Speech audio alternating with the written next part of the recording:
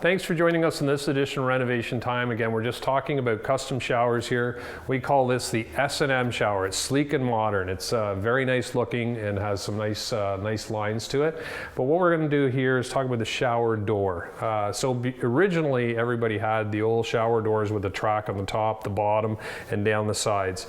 People don't want that anymore. They're hard to clean, they build up mold and mildew, and they're just kind of ugly actually.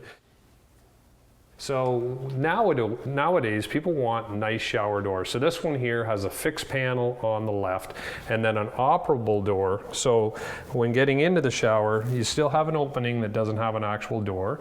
You just open that up, you turn your valve on, and as you can see, you got lots of room. You close this. Allows the steams to exhaust out of the shower, which again is a little thing, but it's a big thing. And then when you get out, you basically just open the door. I talked about this last week, but I just think these are really creative and cool ideas.